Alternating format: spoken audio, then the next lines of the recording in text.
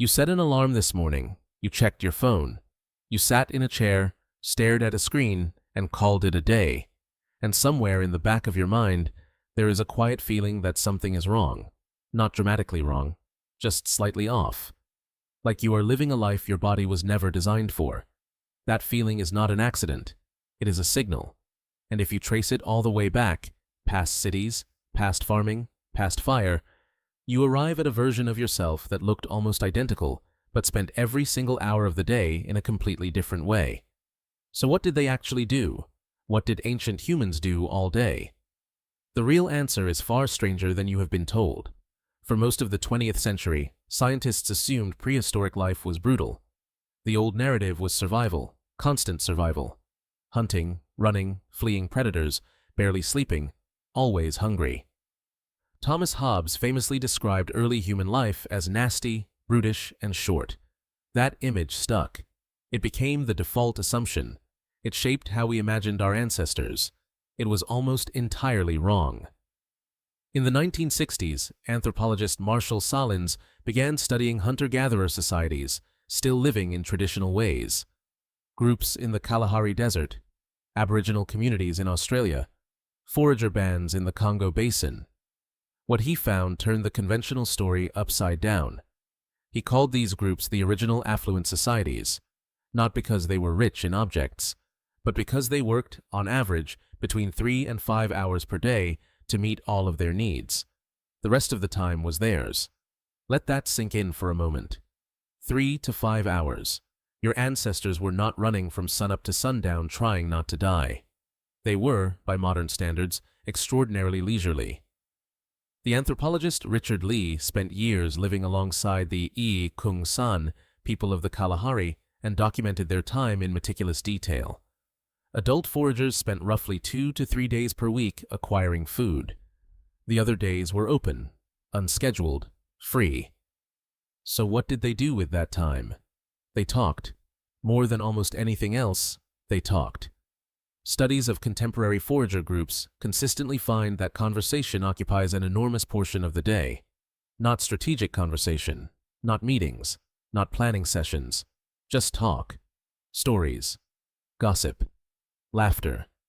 Anthropologist Robin Dunbar has argued that gossip, in its original sense of social bonding through language, was the primary glue holding early human groups together. Before writing, before law, before contracts, there was conversation. The group that could talk well could coordinate, warn, resolve, and remember. Your urge to tell someone about your day is not idle chatter. It is ancient social infrastructure running exactly as designed. They also slept differently than you do. Researcher Jerome Siegel and his team studied 3 traditional societies, the Hadza in Tanzania, the San in Namibia, the Tsimane in Bolivia. People still living largely outside of artificial light. What they found shattered modern assumptions. These groups did not sleep 8 solid hours. They slept in 2 phases, separated by a period of quiet wakefulness in the middle of the night. They went to sleep roughly 3 hours after sunset. They woke naturally sometime in the early hours. They lay still, talked softly, or sat with their thoughts. Then they slept again until just before sunrise. Total sleep time averaged 6 to 7.5 hours, less than the number doctors recommend today, and yet these groups showed almost 0 rates of insomnia. If you have ever woken at 3 a.m. and felt a strange calm, a kind of ancient quiet, that is not a malfunction. That is your body doing exactly what it was built to do. The middle-of-the-night panic you might feel instead. That is what happens when an ancient rhythm collides with a modern expectation. Beyond sleep and conversation, ancient humans moved, but not the way fitness culture imagines movement. They did not run long distances every morning. They did not train. Anthropologist Herman Poncer, who has spent years studying the Hadza, one of the last true hunter-gatherer populations on Earth, found that Hadza adults walk roughly 5 miles per day. Not sprint, not lift, walk, casually, socially, often in groups, often while talking. The body was built for sustained low-intensity movement punctuated by short, intense effort. Not the gym, not the marathon. A long, unhurried walk across familiar ground. They gathered. Mostly women, though not exclusively, would move through the landscape collecting roots, berries, tubers, seeds, insects, and small animals with extraordinary knowledge. This was not random foraging. It was the application of a detailed mental map built over a lifetime. A Hadza woman walking through the bush holds in her memory the location of hundreds of plant species, their seasonal cycles, their edible parts, their medicinal uses. This is not simple knowledge.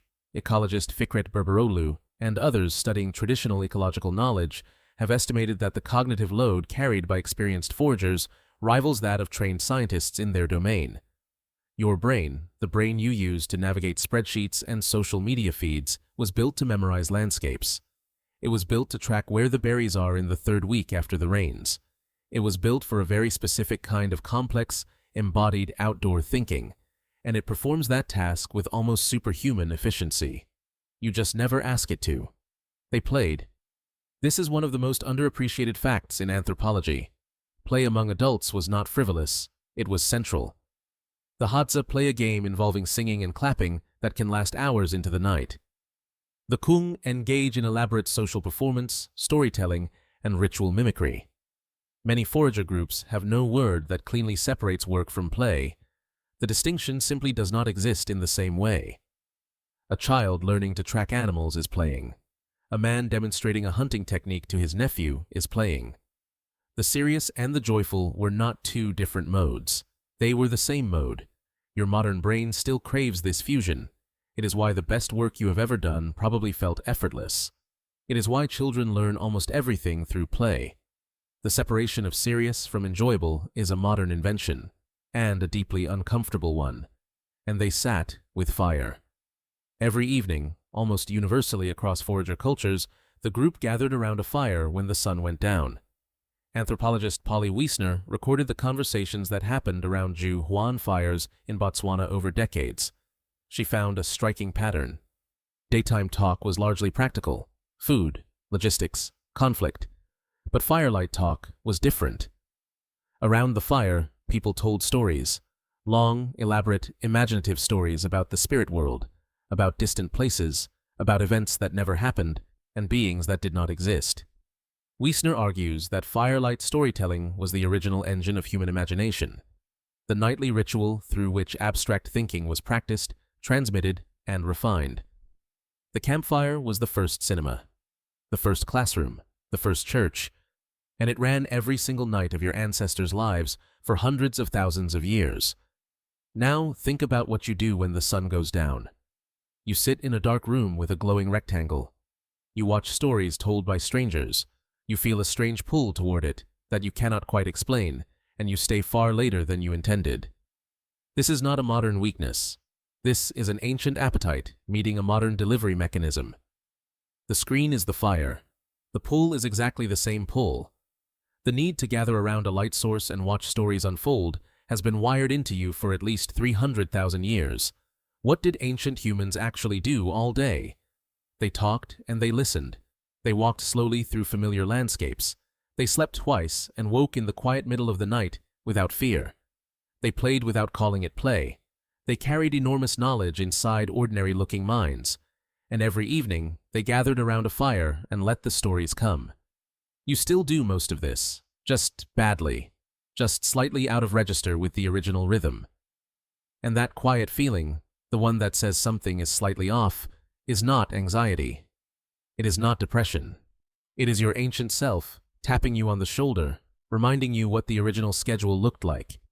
You set an alarm this morning, but for most of your species' existence, the light did that for you.